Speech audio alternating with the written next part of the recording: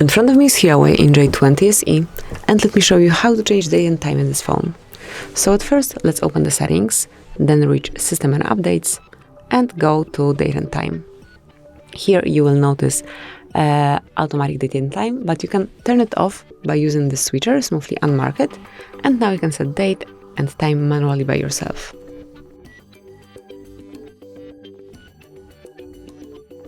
So, as you can see, from now on, it's up to you what date and time it currently is.